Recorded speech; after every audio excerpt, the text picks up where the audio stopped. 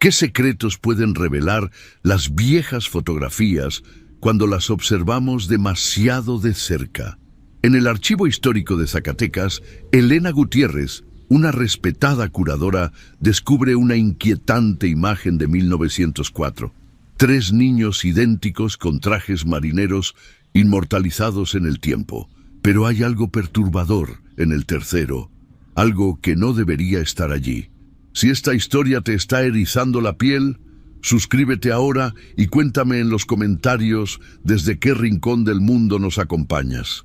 Lo que Elena descubrirá al ampliar esa imagen cambiará para siempre su percepción de la realidad, pues algunas presencias, una vez invitadas, nunca se marchan realmente. Acompáñeme y descubra la historia completa. El frío de febrero acariciaba las calles empedradas de Zacatecas, mientras Elena Gutiérrez ajustaba su bufanda. A sus 42 años, era la curadora principal del Archivo Histórico del Estado, un trabajo que amaba profundamente.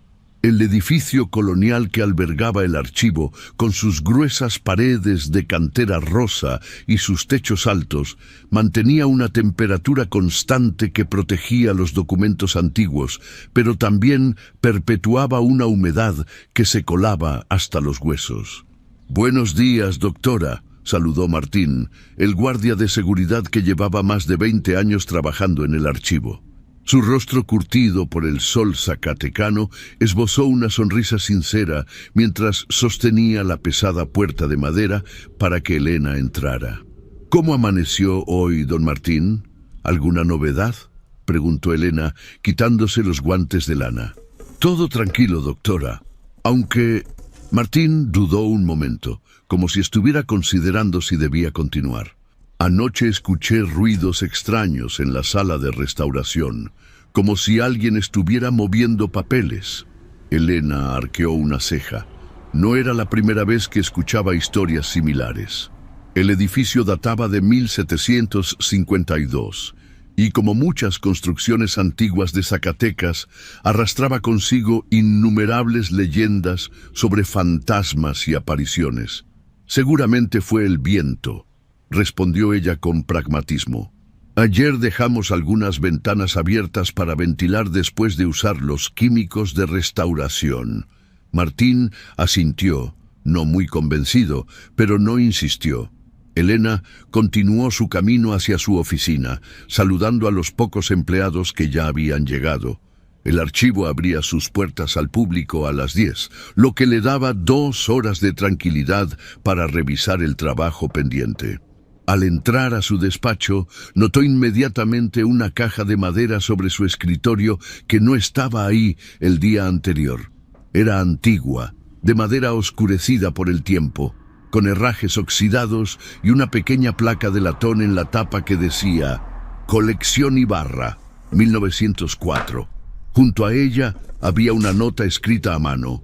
«Llegó ayer tarde, donación de la familia Ibarra de Fresnillo. Raúl». Raúl Méndez era su asistente, un joven historiador recién graduado con una pasión contagiosa por los archivos fotográficos. Elena dejó su bolso y abrigo y se acercó con curiosidad a la caja. La abrió con cuidado, revelando varias fotografías antiguas en placas de vidrio, negativos y algunas impresiones en papel, todas protegidas con papel de seda amarillento.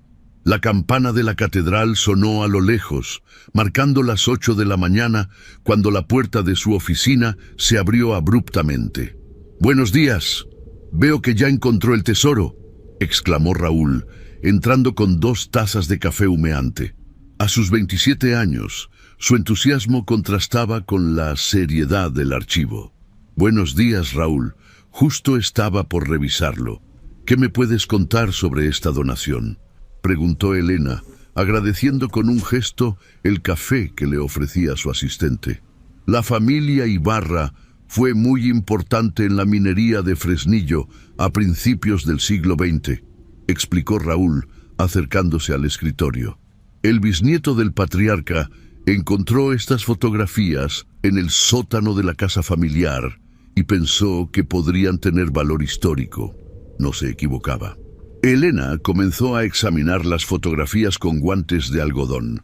La mayoría eran retratos familiares típicos de la época, rostros serios, poses rígidas, vestimenta formal, pero una en particular captó su atención. Era una fotografía de 3 niños, aparentemente idénticos, sentados en sillas ornamentadas. Estaban vestidos con trajes marineros, como era común en la moda infantil de principios del siglo XX. «Trillizos», murmuró Elena. Bastante inusual para la época. La mortalidad infantil era muy alta, especialmente en nacimientos múltiples. Raúl se inclinó para ver mejor. «Es cierto, y mire el reverso, doctora». Elena dio vuelta a la fotografía con cuidado. En el dorso, una caligrafía elegante pero desvanecida indicaba «Los 3 ángeles de Dios, Miguel, Gabriel y Rafael Ibarra Montoya, 12 de junio de 1904. Estudio fotográfico Robles, Zacatecas». «Interesante elección de nombres», comentó Elena. «Los 3 arcángeles». Mientras seguían examinando la colección, Claudia Torres, la restauradora del archivo, entró a la oficina sin llamar, algo inusual en ella. «Perdón por interrumpir», dijo con cierta agitación en su voz, «pero necesito mostrarles algo. Ayer estaba limpiando el depósito del sótano y encontré un expediente extraño. Creo que está relacionado con la familia Ibarra». Claudia extendió un folder amarillento. Elena lo abrió con curiosidad, revelando recortes de periódicos de 1904 y 1905. El titular de uno de ellos capturó inmediatamente su atención. «Tragedia en familia minera. Desaparece uno de los trillizos Ibarra». Elena sintió un escalofrío recorrer su espalda mientras leía el artículo en voz alta. La comunidad de Fresnillo se encuentra conmocionada por la misteriosa desaparición del pequeño Rafael Ibarra Montoya, de apenas 4 años, uno de los famosos trillizos de la acaudalada familia Ibarra. El niño fue visto por última vez jugando en el jardín de la hacienda familiar. Las autoridades sospechan un posible secuestro motivado por la fortuna de la familia. Raúl y Claudia intercambiaron miradas de asombro. «Esto es inquietante», murmuró Raúl. «Si la fotografía es del 12 de junio de 1904 y este periódico es de septiembre del mismo año, significa que poco después de tomar esta fotografía, uno de los niños desapareció», completó Elena. Un silencio pesado se instaló en la oficina, roto únicamente por el tic-tac del reloj de pared. «Voy a digitalizar estas fotografías», dijo finalmente Elena, «especialmente la de los trillizos. Quiero examinarla con más detalle». Durante las siguientes horas, mientras el archivo abría sus puertas al público, Elena trabajó en el laboratorio de digitalización. Con meticuloso cuidado, escaneó cada fotografía de la colección Ibarra a alta resolución. La imagen de los trillizos, en particular, la intrigaba profundamente. Al terminar el día, cuando ya todos se habían marchado excepto Martín, Elena regresó a su oficina con los archivos digitales. La imagen de los 3 niños idénticos ocupaba su pantalla mientras ajustaba el contraste y la nitidez. Había algo en sus expresiones, especialmente en la del niño sentado a la derecha, que le provocaba una inexplicable inquietud. «Los 3 arcángeles», murmuró para sí misma. «Miguel, Gabriel y Rafael». Amplió la imagen, enfocándose en cada uno de los rostros. Los 2 primeros niños mostraban la típica seriedad de los retratos de la época, pero cuando llegó al tercero, Rafael, según la inscripción, se detuvo en seco. Había aumentado tanto la imagen que podía ver cada detalle del rostro del niño, y lo que vio la dejó sin aliento. A diferencia de sus hermanos, los ojos de Rafael no miraban al fotógrafo. Estaban ligeramente desviados, como si observara algo fuera del encuadre. Pero lo que realmente perturbó a Elena fue la expresión. Mientras los otros niños mostraban la rigidez propia de las largas exposiciones fotográficas de la época, el rostro de Rafael tenía una sonrisa apenas perceptible, casi maliciosa, que contrastaba con la inocencia esperada en un niño de 4 años. Y entonces, al ampliar aún más, Elena notó algo que le heló la sangre: la mano del niño. Mientras que sus hermanos tenían las manos apoyadas naturalmente sobre sus rodillas, Rafael tenía los dedos extrañamente alargados, casi como garras, aferrándose al borde de la silla con una tensión antinatural. Elena retrocedió instintivamente, alejándose de la pantalla. Un grito ahogado escapó de su garganta. «No puede ser», susurró. Con manos temblorosas, buscó en el expediente que Claudia había encontrado. Pasó rápidamente los recortes hasta encontrar uno fechado en diciembre de 1904. Continúa misterio de los Ibarra. Madre insiste en que el niño desaparecido no era su hijo. El artículo, breve pero perturbador, citaba las declaraciones de Magdalena Montoya de Ibarra. «Ese no era mi Rafael. Algo cambió en él semanas antes de desaparecer. Sus ojos, su sonrisa. No era mi hijo. No era mi hijo». La oficina de Elena de pronto pareció más fría y oscura. El viento golpeaba contra los ventanales, y las sombras proyectadas por su lámpara de escritorio danzaban en las paredes como figuras espectrales. Miró nuevamente la imagen ampliada en su pantalla. Aquellos ojos, aquella sonrisa, aquellas manos, no parecían de un niño de 4 años. Y justo cuando estaba por cerrar el archivo, creyó ver, aunque después se convencería de que había sido solo su imaginación, que los ojos digitalizados de Rafael Ibarra parpadeaban. La noche cayó sobre Zacatecas como un manto pesado. Elena decidió quedarse en el archivo más tiempo del habitual, incapaz de apartar su mente de la fotografía de los trillizos Ibarra. La inquietante imagen del pequeño Rafael, con sus ojos desviados y sus dedos anormalmente alargados, parecía haberla perseguido durante todo el día. El silencio en el edificio colonial era casi opresivo, interrumpido ocasionalmente por el crujido de la madera antigua y el susurro del viento entre las grietas de las ventanas. Elena se sirvió otra taza de café, consciente de que el exceso de cafeína no ayudaría a calmar sus nervios alterados, pero necesitaba mantenerse despierta. «Doctora, voy a hacer mi ronda», anunció Martín desde la puerta sobresaltándola. «¿Segura que quiere quedarse hasta tan tarde? Ya son casi las 10. «Estoy bien, Martín, gracias», respondió ella, intentando que su voz sonara más firme de lo que se sentía. «Solo necesito terminar de revisar estos documentos». El guardia asintió, aunque su expresión delataba cierta preocupación. «Como usted diga, estaré en la caseta de la entrada si me necesita». Cuando Martín se fue, Elena volvió a la pantalla de su computadora. Había estado investigando más sobre la familia Ibarra, buscando cualquier información adicional sobre el misterioso caso del trillizo desaparecido. Los registros históricos eran fragmentarios, pero había logrado reconstruir parte de la historia. La familia Ibarra había amasado una considerable fortuna con la minería de plata en Fresnillo. Emilio Ibarra, el patriarca, era conocido tanto por su agudo sentido para los negocios como por su carácter despiadado. Su esposa, Magdalena Montoya, provenía de una familia de médicos de la Ciudad de México y era considerada una mujer culta y devota. El nacimiento de trillizos en 1900 había sido visto como una bendición divina tras años de intentos fallidos por tener hijos.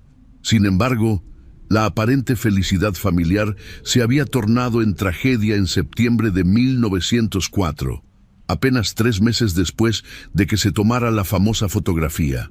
El pequeño Rafael desapareció sin dejar rastro mientras jugaba en los jardines de la hacienda familiar. Las búsquedas fueron infructuosas y aunque inicialmente se sospechó un secuestro, nunca hubo petición de rescate. Lo más perturbador eran las declaraciones de Magdalena Ibarra, quien insistía en que el niño que desapareció no era su hijo. Según varios testimonios recogidos por la prensa de la época, La señora Ibarra había comenzado a mostrar un comportamiento errático semanas antes de la desaparición, afirmando que algo malo le había pasado a Rafael, que algo había tomado su lugar. Elena encontró un artículo fechado en febrero de 1905 que mencionaba el ingreso de Magdalena Ibarra en un sanatorio en la Ciudad de México, diagnosticada con histeria y delirios. Murió allí 6 meses después, supuestamente de melancolía aguda, aunque los rumores sugerían un suicidio. Mientras Elena leía estos sombríos detalles, un ruido la sobresaltó.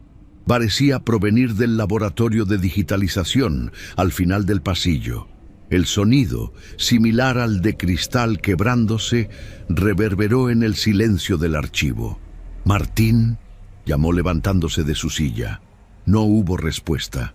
Con pasos cautelosos, Elena salió de su oficina al pasillo débilmente iluminado. Las luces de emergencia proyectaban sombras alargadas en las paredes de cantera, creando formas que parecían moverse con vida propia. El frío se había intensificado y Elena pudo ver su propio aliento condensarse frente a ella. Al llegar al laboratorio, la puerta estaba entreabierta, aunque ella recordaba haberla cerrado al salir. Empujó suavemente y la puerta cedió con un chirrido que le erizó la piel. «¿Hay alguien aquí?», preguntó, encendiendo la luz. El laboratorio parecía vacío, pero inmediatamente notó lo que había causado el ruido. La placa de vidrio original de la fotografía de los trillizos Ibarra yacía en el suelo, hecha añicos. Elena sintió que el corazón se le aceleraba. Había dejado esa placa cuidadosamente guardada en un estuche protector sobre la mesa de trabajo. Se arrodilló para examinar los fragmentos, cuidando de no cortarse. Entre los pedazos de vidrio, algo captó su atención, un trozo que contenía parte del rostro de Rafael. El ojo visible en el fragmento parecía diferente a como lo recordaba en la fotografía original, más oscuro, más consciente. Un escalofrío recorrió su espalda cuando notó que alguien había escrito algo en el polvo de la mesa de trabajo. Con letra irregular, como la de un niño que apenas aprende a escribir, se leía: «No era yo». Elena retrocedió instintivamente, su mente racional luchando por encontrar una explicación lógica. Quizás Raúl había regresado y estaba jugándole una broma pesada. O tal vez Claudia había estado trabajando tarde y accidentalmente rompió la placa. «¿Raúl? ¿Claudia?», llamó con voz temblorosa. Solo el eco de su propia voz le respondió. Decidió llamar a Martín. Sacó su teléfono, pero no tenía señal. Algo común en el edificio de gruesas paredes. Tendría que ir hasta la entrada principal para encontrarlo. Mientras caminaba apresuradamente por los pasillos oscuros, Elena no podía sacudirse la sensación de que alguien o algo la observaba. El archivo, que durante el día era un lugar de tranquilo estudio, se había transformado en un laberinto inquietante de sombras y sonidos inexplicables. Las figuras de los antiguos retratos que decoraban las paredes parecían seguirla con la mirada. Al doblar una esquina, Elena se detuvo en seco. Al final del corredor, cerca de la sala de lectura, creyó ver la silueta de un niño pequeño. La figura permaneció inmóvil por un instante, luego desapareció tras la puerta de la sala. «¿Hola?», llamó Elena, su voz apenas un susurro. «¿Hay alguien ahí?». Contra todo instinto de autopreservación, Elena avanzó hacia la sala de lectura. La puerta estaba abierta y la luz de la luna se filtraba por los grandes ventanales, bañando las mesas de lectura con una claridad espectral. La sala parecía vacía, pero al acercarse a la mesa central, Elena descubrió algo que le heló la sangre. Un libro abierto, uno de los viejos registros parroquiales que documentaban bautismos y defunciones. El libro estaba abierto exactamente en la página que registraba el bautizo de los trillizos Ibarra en 1900. Lo que la perturbó no fue encontrar el libro, sino lo que alguien o algo había hecho con él. El nombre de Rafael Ibarra Montoya había sido tachado con lo que parecía ser tinta roja. Al acercarse, Elena comprendió con horror que no era tinta, sino una sustancia más espesa que aún no se había secado completamente: sangre. Sus manos temblaban incontrolablemente cuando escuchó una voz infantil a sus espaldas. «No era yo, señora. No era yo quien desapareció». Elena se giró bruscamente. En la penumbra de la sala, junto a los estantes de libros antiguos, pudo distinguir la figura de un niño pequeño, vestido con un traje marinero. Su rostro permanecía en sombras, pero Elena pudo ver que sonreía, una sonrisa demasiado amplia para ser natural, demasiado conocedora para pertenecer a un niño. «¿Quién?», comenzó a preguntar Elena, pero su voz se quebró. «Ellos pensaron que se llevaron a Rafael», continuó la voz infantil, con un tono que oscilaba entre la inocencia y algo mucho más antiguo y siniestro. «Pero Rafael ya no estaba allí desde hace mucho tiempo». La figura dio un paso adelante, y la luz de la luna iluminó parcialmente su rostro. Elena retrocedió instintivamente. Era el rostro del niño de la fotografía, pero de alguna manera cambiado. Los ojos completamente negros, sin pupila ni esclerótica, parecían pozos sin fondo, y las manos, colgando a los lados de su pequeño cuerpo, tenían dedos anormalmente largos y afilados, como los que había visto en la imagen digitalizada. «¿Qué quieres?», logró preguntar Elena, su espalda ahora contra la mesa, sin posibilidad de retroceder más. La sonrisa del niño se ensanchó, revelando dientes demasiado numerosos y afilados para una boca humana. «Quiero que sepan la verdad», respondió con una voz que ya no intentaba sonar infantil. «No fue Rafael quien desapareció aquel día. Fui yo quien tomó su lugar mucho antes. Rafael ya estaba conmigo desde la noche en que visité su habitación, meses antes de que tomaran esa fotografía». Elena sintió que las rodillas le fallaban. La temperatura de la sala pareció descender varios grados, y su aliento formaba nubes de vapor frente a su rostro. «Su madre lo sabía», continuó la entidad. «Ella veía lo que los demás no podían ver. Sabía que yo no era su hijo, por eso tuve que irme, desaparecer, pero nunca me fui realmente». La figura comenzó a acercarse con movimientos erráticos, como si su cuerpo no estuviera acostumbrado a moverse de forma humana. Elena quiso gritar, pero el terror había paralizado su garganta. «Y ahora tú también lo sabes», dijo la criatura, extendiendo una de sus manos deformes hacia ella. En ese preciso instante, la puerta de la sala se abrió de golpe y la luz del pasillo inundó la habitación. Martín apareció en el umbral, linterna en mano. «Doctora Gutiérrez, ¿está usted bien? Escuché voces y...» El guardia se interrumpió al notar la palidez extrema de Elena y su expresión de terror. Rápidamente dirigió el haz de su linterna hacia donde ella miraba fijamente, pero no había nada allí, solo las sombras de los estantes de libros. «¿Qué sucede, doctora?», preguntó Martín, acercándose preocupado. Elena apenas podía articular palabra. Había un niño aquí, el niño de la fotografía, Rafael Ibarra». Martín miró confundido a su alrededor. «No hay nadie aquí, doctora. He estado haciendo mis rondas y no ha entrado nadie al archivo desde que cerramos». Elena se llevó una mano temblorosa al rostro. «Estaba aquí, Martín. Lo vi, me habló. Dijo que él no era Rafael, que había tomado su lugar».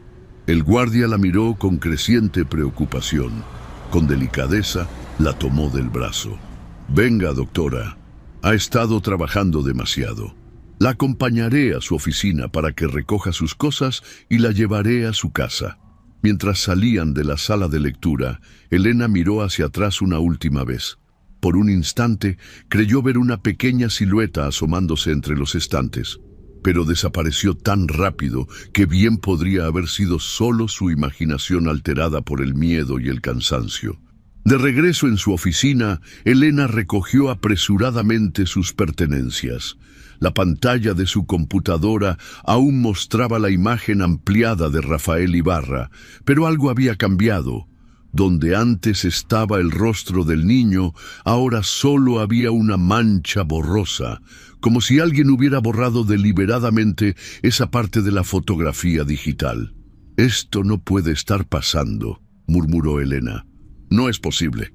Antes de apagar la computadora, notó un nuevo archivo en su escritorio digital que ella no había creado. Se titulaba simplemente «Léeme». Con el corazón acelerado, Elena dudó un momento antes de abrirlo. Era un documento de texto con una sola línea. Ella tenía razón, no era su hijo, y ahora tampoco soy yo. El archivo se cerró automáticamente, y la computadora se apagó sola, sumiendo la oficina en una oscuridad momentánea hasta que las luces de emergencia se activaron. «¿Está lista, doctora?», preguntó Martín desde la puerta, visiblemente nervioso.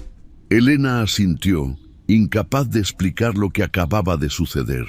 Mientras salían del archivo, el viento ululaba entre las piedras centenarias del edificio, como si el propio lugar quisiera susurrarle un secreto que ella aún no estaba preparada para escuchar. La mañana siguiente amaneció gris y lluviosa, como si el cielo mismo reflejara el estado de ánimo de Elena. Apenas había logrado dormir, atormentada por pesadillas donde un niño con ojos completamente negros y dedos como garras la perseguía por interminables pasillos llenos de fotografías antiguas. Contra todo sentido común, decidió regresar al archivo. Una parte de ella quería creer que todo había sido producto de su imaginación, del cansancio acumulado y quizás de ese café demasiado fuerte que solía beber en sus largas jornadas de trabajo. Pero otra parte, más profunda e instintiva, sabía que había experimentado algo que trascendía cualquier explicación racional. Al llegar, encontró a Raúl y a Claudia conversando en voz baja en la entrada. Ambos parecieron sorprendidos de verla. «Doctora Gutiérrez», dijo Claudia con evidente preocupación, «no esperábamos que viniera hoy. Martín nos contó lo de anoche». Elena forzó una sonrisa que no llegó a sus ojos. «Estoy bien. Solo fue un episodio de estrés, supongo. Demasiadas horas de trabajo». Raúl la miró con escepticismo. «Martín dijo que usted vio a alguien en la sala de lectura. Un niño». «Fue mi imaginación», respondió Elena, aunque ni ella misma creía en sus palabras. «Estaba cansada y las sombras jugaron con mi percepción». Sin esperar respuesta, Elena se dirigió hacia su oficina, consciente de las miradas preocupadas que la seguían. Al entrar, notó que algo había cambiado. Su computadora estaba encendida, aunque ella recordaba claramente haberla apagado la noche anterior antes de irse. En la pantalla brillaba la imagen de los trillizos Ibarra, pero ahora solo aparecían dos niños. El espacio donde debería estar Rafael mostraba únicamente el fondo de la fotografía, como si el niño nunca hubiera estado allí. «Esto no tiene sentido», murmuró Elena, acercándose a la pantalla. Abrió rápidamente la carpeta donde había guardado la versión original digitalizada, pero todas las copias mostraban lo mismo. Solo dos niños, no tres. Con manos temblorosas, buscó en el cajón donde había dejado la copia impresa que había hecho de la fotografía. La encontró, pero al sacarla, sintió que el suelo se movía bajo sus pies. En la impresión también faltaba Rafael. Solo estaban Miguel y Gabriel, sentados con sus trajes marineros, mirando solemnemente a la cámara. Elena se dejó caer en su silla, la mente acelerada intentando encontrar una explicación lógica. ¿Podría alguien estar manipulando los archivos digitales para gastarle una broma macabra? Pero ¿cómo explicar que la copia física también hubiera cambiado? Un golpe en la puerta la sacó de sus pensamientos. Era Raúl, con una expresión que mezclaba curiosidad y preocupación. «Doctora, perdone la interrupción, pero hay alguien que quiere hablar con usted. Dice que es sobre la colección Ibarra». Elena sintió un escalofrío. «¿Quién es?» «Un señor mayor, Javier Ibarra». Dice ser descendiente directo de la familia y que tiene información que podría interesarle. Con una mezcla de temor y curiosidad, Elena accedió a recibir al visitante. Minutos después, un hombre de unos 75 años entró en su oficina. Vestía un traje oscuro impecable y se apoyaba ligeramente en un bastón con empuñadura de plata. Sus ojos, de un azul penetrante, contrastaban con su piel bronceada por el sol. Doctora Gutiérrez saludó con una voz sorprendentemente firme para su edad. Agradezco que me reciba. Mi nombre es Javier Ibarra Montes, nieto de Miguel Ibarra Montoya. Elena le indicó que tomara asiento. ¿En qué puedo ayudarle, señor Ibarra? El anciano extrajo de su bolsillo un pañuelo de seda con el que limpió cuidadosamente sus lentes antes de responder. Me he enterado de que el archivo recibió recientemente una donación de fotografías de mi familia, incluida una muy particular de 3 niños idénticos. Elena sintió que el corazón se le aceleraba. Así es, la colección llegó hace 2 días, pero ¿cómo supo usted de esto? Una sonrisa enigmática cruzó el rostro del anciano. Zacatecas es una ciudad pequeña, doctora. Las noticias vuelan. Hubo un momento de silencio incómodo antes de que el señor Ibarra continuara. He venido porque creo que hay cosas sobre esa fotografía y sobre lo que ocurrió en mi familia que usted debería saber, especialmente después de lo que experimentó anoche. Elena se tensó. ¿Cómo sabe usted lo que pasó anoche? Porque no es la primera vez que ocurre, respondió el anciano con gravedad. Mi abuelo Miguel me contó historias que su padre le prohibió repetir, pero que él me transmitió en su lecho de muerte hace ya casi 30 años. Javier Ibarra extrajo de su chaqueta un sobre amarillento y lo colocó sobre el escritorio. Aquí hay una carta que mi abuelo escribió en 1975, narrando lo que realmente sucedió en 1904. Nunca quiso que se publicara, pero me pidió que la guardara y la entregara si él volvía a aparecer. Con dedos temblorosos, Elena abrió el sobre y extrajo varias páginas escritas a mano con una caligrafía elegante, pero algo temblorosa, propia de una persona mayor.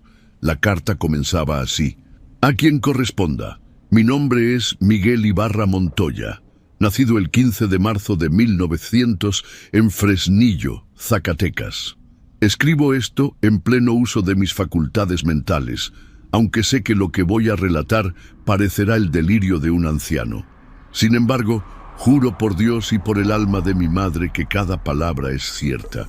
Nací junto a mis hermanos idénticos, Gabriel y Rafael. Los 3 fuimos recibidos como una bendición del cielo por nuestros padres, Emilio y Magdalena, quienes habían perdido la esperanza de tener descendencia.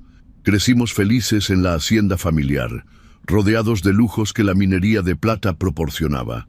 Todo cambió en el invierno de 1903, poco después de nuestro 3er cumpleaños. Rafael, el menor de nosotros por apenas minutos, comenzó a comportarse de manera extraña. Al principio fueron cosas pequeñas. Se quedaba mirando fijamente las esquinas oscuras de las habitaciones, susurraba a la nada, dibujaba símbolos extraños que decía haber aprendido de su amigo invisible. Nuestra madre fue la primera en notar que algo estaba terriblemente mal.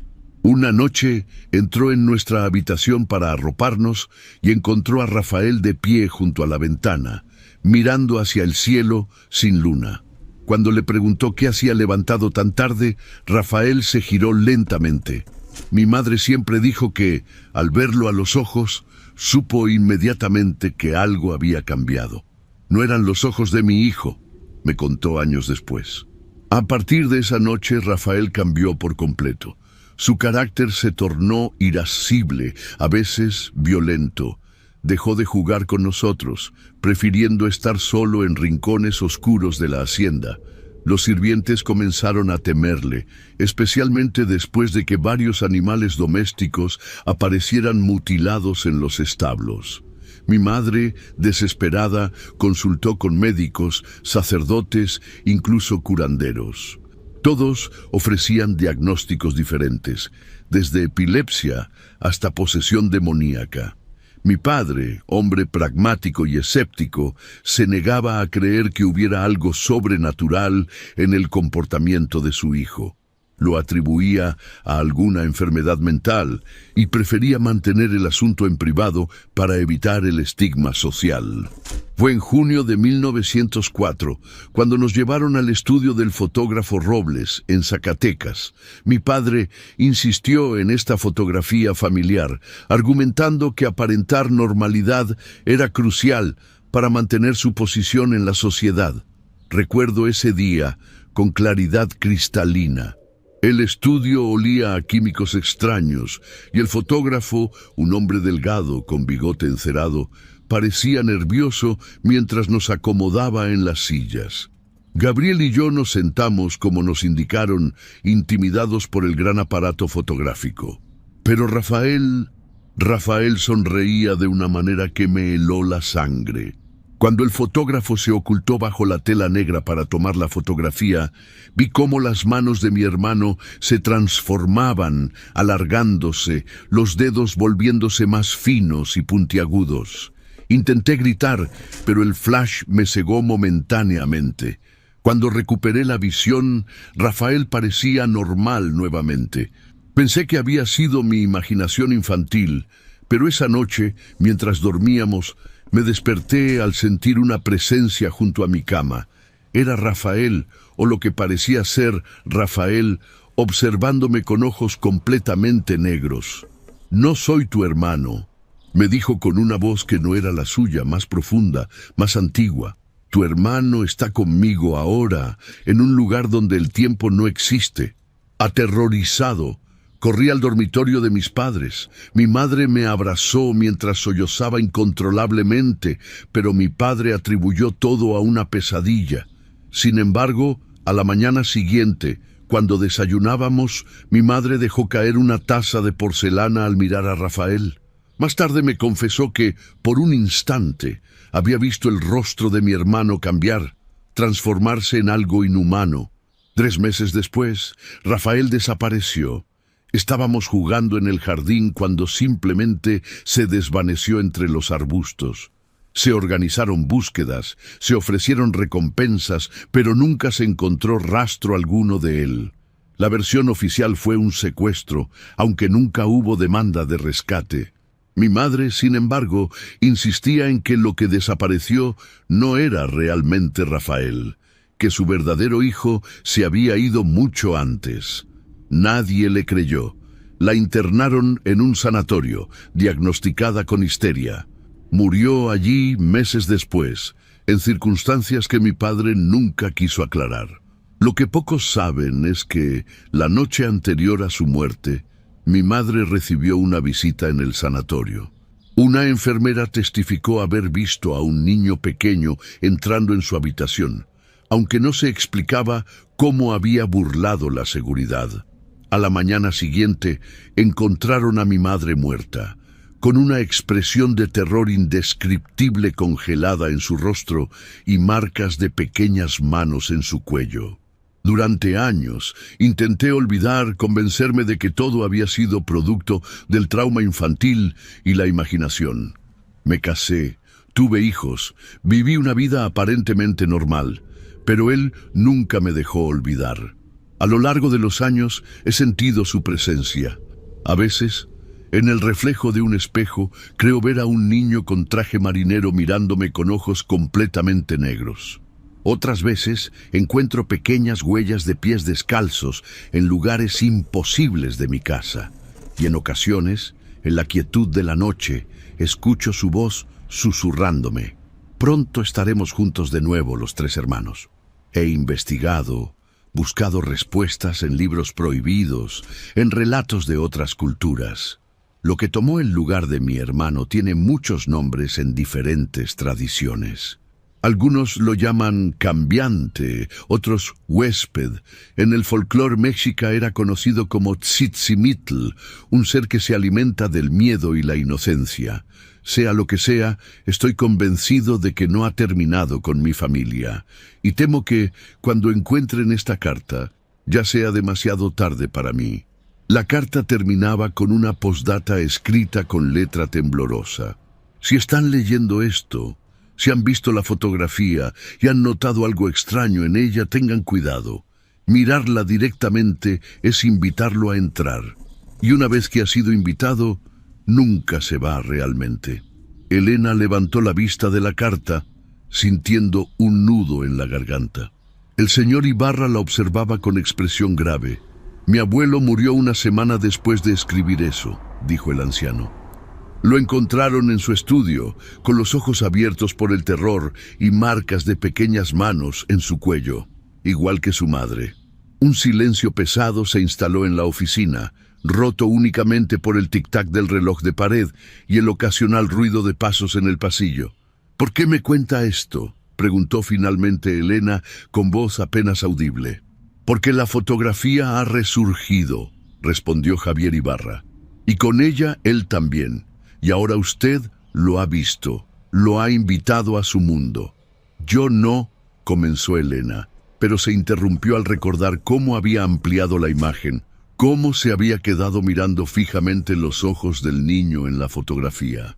«Siempre busca a alguien nuevo», continuó el anciano.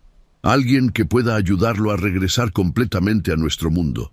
Alguien que tenga acceso a registros, a documentos, a la verdad». «¿Qué verdad?», preguntó Elena, aunque una parte de ella temía la respuesta. La verdad sobre lo que realmente ocurrió en 1904. No fue Rafael quien desapareció, fue la entidad que había tomado su lugar. Pero necesitaba desaparecer para que todos creyeran que era Rafael quien se había ido, para mantener vivo el misterio, la búsqueda, el miedo. El señor Ibarra se inclinó hacia adelante, bajando la voz como si temiera ser escuchado por alguien más.